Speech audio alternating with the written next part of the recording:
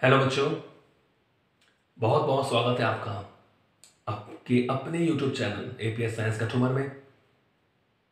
और अब आप जान गए हैं, दिस इज रॉबिन खंडेलवाल। तो बच्चों, चैप्टर नंबर 4 हमारा चल रहा है। ठीक है, लास्ट एक दो दिन वीडियो नहीं आ पाए क्योंकि यहाँ नेट कनेक्टिविटी नहीं थी, उस वजह से। तो चैप्टर 4 हमारा इस कंटिन्यू। और लास्ट हमने क्या पढ़ा था कि कोई भी वेक्टर हमारे पास होता है, कोई भी सदिश हमारे पास है, उसे आप किसी वास्तविक संख्या से गुणा करते हो तो उसका परिमाण तो इतने गुना बढ़ जाएगा। ठीक है, तो जो आपको वेक्टर मिलेगा उसकी डायरेक्शन डिपेंड करेगी कि संख्या आपकी पॉजिटिव है कि नेगेटिव है। पॉजिटिव है तो ये इसी की दिशा में होगा, नेगेटिव होगी संख्या तो उसके क्या हो जाता है, विपरीत दिशा में हो जाता है। तो ये हमने सीख लिया था। और मैं सीखा था कि सदिशों को जोड़ने के हमने 3 नियम पढ़े थे बच्चों। एक हमने पढ़ा था क्या, त्रिभुज का नियम। सदिश योग का कौन सा पढ़ा, त्रिभुज का नियम। तो इसको हम फटाफट रिमाइंड कर लें कि अगर दो सदिश किसी त्रिभुज की दो क्रमागत भुजाओं को व्यक्त करें परिमाणु दिशा में, तो तीसरी भुजा जो है त्रिभुज को बंद करने वाली, वो क्या हो जाती है, इनका परिणामी सदिश। ठीक है, परिणामी सदिश यानी अगर ये P वेक्टर है, ये Q वेक्टर है, तो R क्या हो जाता है, P प्लस Q। ये त्रिभुज का नियम था। हमने देखा था समांतर चतुर्भुज का नियम। समांतर चतुर्भुज का नियम,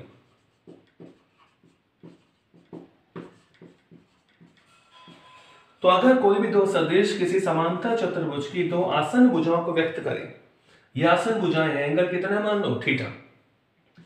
तो आसन भुजाओं को व्यक्त करें तो इनके कटान बिंदु से गुजरने वाला विकर्ण, ये क्या होगा बच्चों, परिणामी सदिश R is equal to vector P plus vector Q। ठीक है, तो अब मैं क्यों बोल रहा हूं कि कटान बिंदु से, जैसे मान लो हमने कोई समांतर चतुर्भुज बनाया तो ये आसन भुजा हो गई। अगर मैं बोल दूं भाई समांतर चतुर्भुज का विकर्ण, तो विकर्ण तो भाई ये वाला भी है, विकर्ण ये वाला भी है। तो अगर आपने इस तरह आसन भुजाओं द्वारा सदिश को हमने व्यक्त किया है तो यहीं से गुजरना चाहिए। तो अब ये वाला विकर्ण नहीं होगा परिणामी सदिश, यानी परिणामी सदिश इनके कटान बिंदु से ही गुजरना चाहिए। तो यदि दो सदिश किसी समांतर चतुर्भुज की दो आसन भुजाओं को व्यक्त करें तो इनके कटान बिंदु से, इंटरसेक्शन पॉइंट, प्रतिच्छेदी बिंदु से गुजरने वाला जो विकर्ण है वही किसको शो करेगा, परिणामी सदिश को। फिर हमें देखा था तीसरा जो नियम था वो बहुभुज का नियम था। उसमें क्या था, अगर दो से ज्यादा सदिश हो, तो मान लो एक सदिश ये है, एक सदिश मान लो ये है, एक सदिश आपको मान लो ये दे दिया, एक ये दे दिया, तो अगर दो से अधिक सदिश किसी बहुभुज की क्रमागत भुजा को व्यक्त करे तो बहुभुज को बच्चों जो बंद करने वाली भुजा होगी वही क्या होगा, परिणामी सदिश। तो आप सीख गए परिणामी सदिश को मैं किससे शो कर रहा हूं, आर वेक्टर से। तो पूरे वेक्टर के दौरान हम किससे शो करेंगे, आर, क्योंकि थोड़ा सही लगता है। आर, आर का मतलब क्या है, रिजल्टेंट, रिजल्टेंट वेक्टर।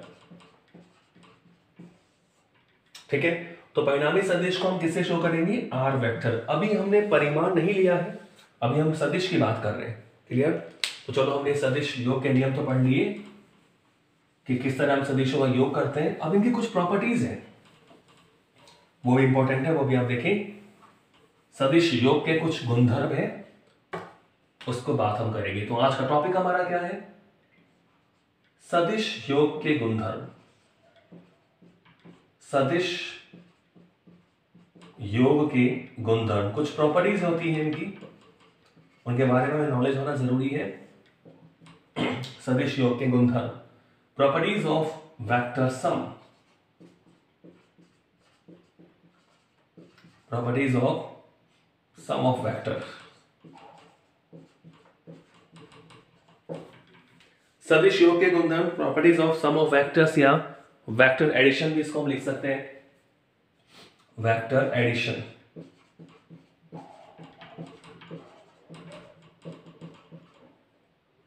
ठीक है बच्चों, तो प्रॉपर्टीज ऑफ वेक्टर एडिशन या सम ऑफ वेक्टर्स की बात हम करेंगे, सदिश योग के गुणधर्म की बात हम करेंगे। क्लियर है। तो सबसे पहली और इंपॉर्टेंट प्रॉपर्टी क्या है? पहली प्रॉपर्टी है क्रम विनिमय नियम। क्रम विनिमय नियम, ये क्या होता है भाई? क्रम विनिमय नियम। इसे बोलते हैं पहली बात तो कम्यूटेटिव लॉ। कम्यूटेटिव लॉ क्या बोलते हैं इसको? Commutative law. क्रम विनिमय नियम होता क्या है कि अगर हम क्रम को बदल दें और कोई परिवर्तन नहीं हो तो वो क्रम विनिमय नियम का पालन करता है। कहने का मतलब ये हुआ कि सदिश योग जो है, सदिश योग, अगर आप दो सदिशों को जोड़ते हैं, सदिश योग क्रम विनिमय नियम का पालन करता है। कम्यूटेटिव होता है, क्रम विनिमय नियम का पालन करता है।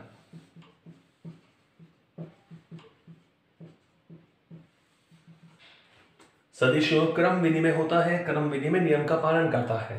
कहने का मतलब यदि ए व बी दो सदिश हैं,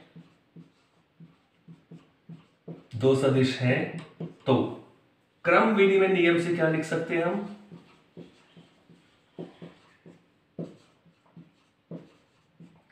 यदि वेक्टर ए वेक्टर बी दो सदिश हैं तो क्रम विनिमय नियम से, तो अब इनको हम जोड़ेंगे तो जोड़ने का मतलब क्या हुआ?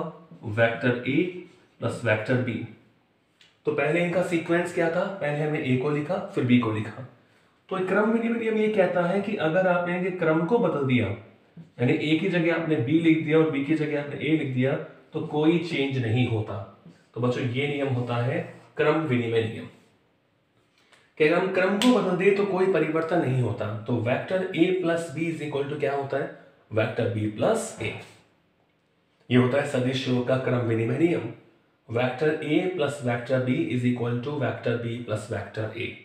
किसे क्या बोलते हैं? क्रम विनिमय नियम। ठीक है बच्चों, समझ गए? तो क्रम को बदल दें तो कोई चेंज नहीं होता है, इसे हम क्या बोलते हैं? क्रम विनिमय नियम। तो इसको हम ऐसे भी शो कर सकते हैं, जैसे मान लो मैंने समांतर चतुर्भुज लिया, ठीक है? तो सपोज करो मैंने लिया, ये मेरा वेक्टर ए है, ये मान लो मैंने ले लिया P, मान लो Q ले लिया, ये R ले लिया और ये क्या ले लिया? S। PQRS ये कोई समांतर चतुर्भुज है। तो PQ तो A शो कर रहा है और ये मान लो क्या है? सदिश क्या है बच्चों? B है। तो ये इसके पैरेलल है और ये इसके पैरेलल है, समांतर है, ठीक है? तो ये वेक्टर A है तो ये भी वेक्टर A होगा, पैरेलल है इसके बिल्कुल। और इस दिशा में B है तो इस दिशा में क्या होगा? वेक्टर B होगा। तो देखो PQ, तो PQ मेरा मैंने A से शो कर रहा है, PQ जो है वो A वेक्टर है और ये जो PS है वो मेरा B वेक्टर है, ठीक है?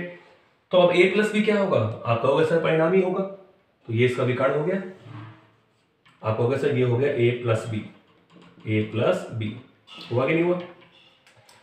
तो इस स्थिति में जो PR है, जो PR है वो क्या हो गया? A प्लस बी हो गया।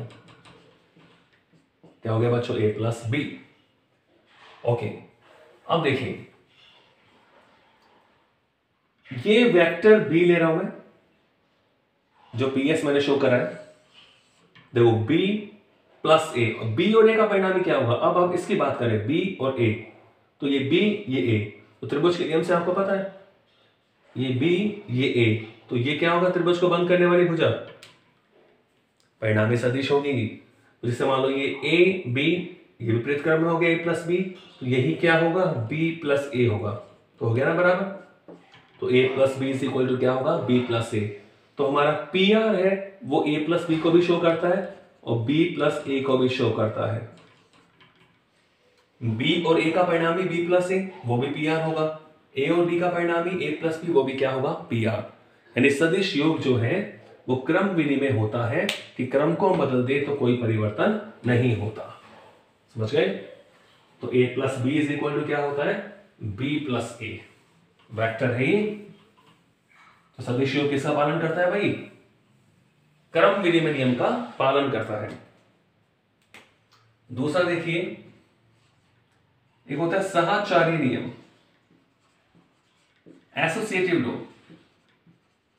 साहचर्य नियम, एसोसिएटिव।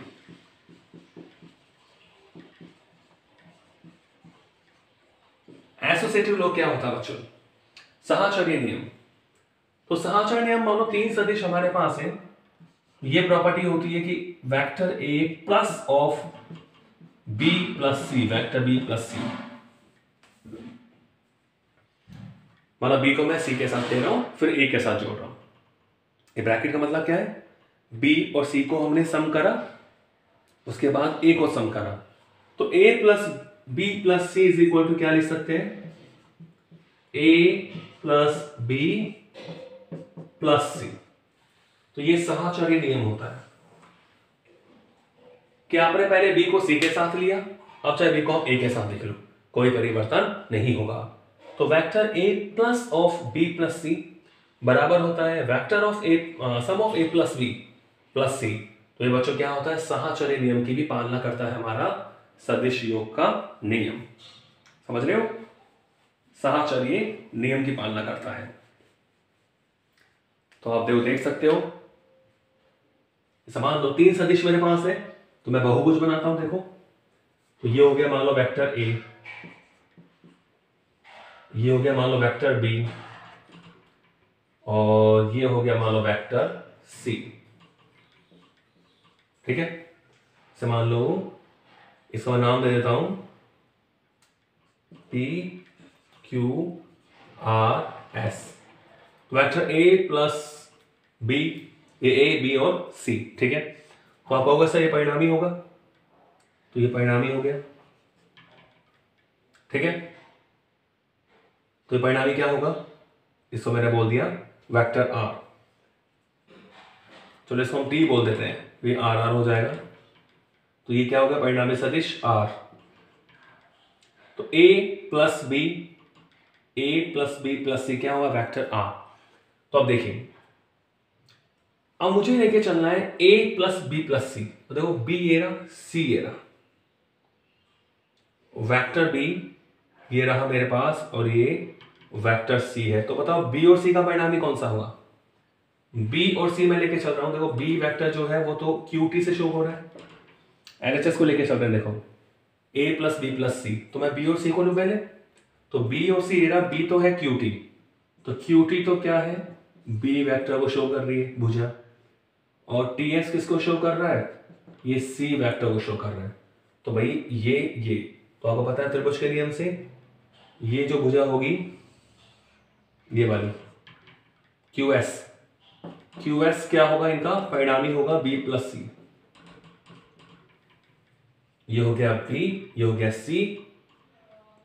तो ये जो होगा QS जो भुजा होगी वो क्या हो जाएगी? b प्लस सी, b प्लस सी। क्लियर? अब आप देख सकते हैं ए किसको शो कर रहा है? पी क्यू किसको शो कर रहा है? ए को। और बी प्लस सी किसको शो कर रहा है? क्यूएस को। क्यूएस क्या शो कर रही है? B plus C. तो देखो ए बी प्लस सी, तो वेक्टर आर क्या आएगा? त्रिभुज के नियम से ये क्यू है, तो ए बी प्लस सी का परिणामी क्या होगा? पीएस। तो इसका मतलब ए और बी प्लस सी का परिणामी क्या होगा? Vector R. तो वेक्टर आर हमें क्या मिलेगा? त्रिभुज के नियम से देखो a plus B plus C, ये हो गया ना परिणामी, तो इसको आप एक वेक्टर मान लें। तो ये हो गया a प्लस, और ये दूसरा वेक्टर क्या है? b प्लस सी। ठीक है, ये वेक्टर आर आ गया। अब देखो RHS पे आ जाओ। अब कह रहे हैं a प्लस बी प्लस सी। अब मैं क्या ले रहा हूं? a और b का परिणामी ले रहा हूं। तो वो इसी चित्र में सीखेंगे अपन a प्लस बी, तो a b, तो a प्लस बी ये होगा। त्रिभुज के नियम से क्या होगा? a प्लस बी ये होगा। a प्लस बी चाहिए ना अपन को, तो a प्लस बी हो गया a प्लस बी। अब a plus B plus C, तो ये तो हो गया a plus B, a plus B. अब देखोगे a plus B plus C, तो अब भी परिणामी यही तो होगा। ये a प्लस बी पीटी को शो कर रहा है, यानी ए प्लस बी, ये कौन सी वजह शो कर रही है, पीटी, और सी तो है ही टीएस, तो A plus B plus C, तो अब भी परिणाम आनित होगा। तो इस स्थिति में भी जो हमें आर वेक्टर मिलता है वो कितना मिलेगा, ए प्लस बी प्लस सी, यही परिणामी होगा। तो ये हो गया ए प्लस बी प्लस सी, और दोनों स्थिति में क्या है, ये बराबर है। समझ गए। तो पहले मैंने बी और सी को लिया, फिर ए को लिया, फिर मैंने ए और बी को लिया, फिर सी को लिया। तो दोनों स्थिति में परिणामी क्या होता है, आर होता है पीएस डायरेक्शन में। तो ये सदिश योग का कौन सा नियम है, साहचर्य नियम, जो क्रम विधि में और साहचर्य नियम प्रॉपर्टी हम पढ़ रहे हैं। तो ये कौन सी प्रॉपर्टी है भाई, साहचर्य नियम, कि बी को आप चाहे सी के साथ लो, बी को चाहे ए के साथ लो, दोनों का जो एडिशन है वो क्या होगा, बराबर होगा। ये ब्रैकेट का मतलब है कि बी और सी को जोड़ना है पहले, उसके बाद जो रहेगा उसको ए से जोड़ना है। इसका मतलब ए और बी को जोड़ना है, फिर जो वेक्टर आएगा उसको सी से जोड़ना है। ठीक है, तो ये हमारे पास है साहचर्य नियम। क्लियर है बच्चों। तो सदिश योग साहचर्य नियम की पालना करता है। और तीसरी प्रॉपर्टी देखें,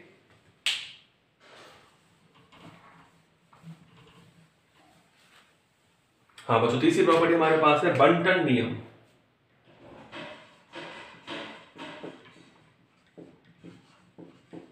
बंटन नियम या इसको क्या बोलते हैं, वितरण नियम भी बोलते हैं।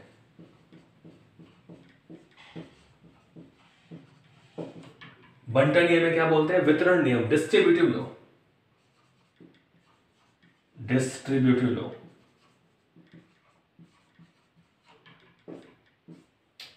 तो बंटन नियम क्या होता है, देखो मान लो n आपके पास कोई अदिश राशि है और एक वेक्टर आपके पास a है और एक वेक्टर आपके पास क्या है, b। तो वितरण नियम जैसे सिंपल हम गुणा करते हैं कि n into of a plus B is equal to क्या हो जाएगा, N A plus N B, ऐसे गुणा करते हैं अपन। तो ये आपका बंटन नियम हो गया कि आप a प्लस बी को योग करके किसी अदिश से गुणा करो, उसका मान किसके बराबर आएगा, n of a plus n of b। तो n into of a plus B is equal to N A plus N B, ये क्या होता है, बंटन नियम होता है। ठीक है बच्चों। तो ये हमने तीन गुणधर्म पढ़े सदिश योग के, कि सदिश योग क्रम विनिमय नियम का पालन करता है, कि अगर आप दो सदिशों को जोड़ रहे हो और क्रम को बदल दो तो कोई परिवर्तन उनके मान में नहीं होता, यानी vector a plus vector b is equal to vector b plus vector a। ठीक है। फिर हमने पढ़ा कि दो से अधिक सदिश हमारे पास है, तीन सदिश हमारे पास है, तो वो साहचर्य नियम का भी पालन करते हैं, यानी वेक्टर a प्लस ब्रैकेट में b plus c is equal to होता है vector a plus b bracket में लिखो से प्लस c। तो सदिश योग साहचर्य नियम की भी पालना करता है, और सदिश योग बंटन नियम का भी पालन करता है, इसे वितरण नियम बोलते हैं। तो n कोई अदिश राशि है तो क्या होता है, n into A plus B is equal to N A plus N B. ठीक है बच्चों, नेक्स्ट पढ़ेंगे हम अगले वीडियो में। Thank you. और वीडियो को समझें, लाइक करें और शेयर करें। Thank you.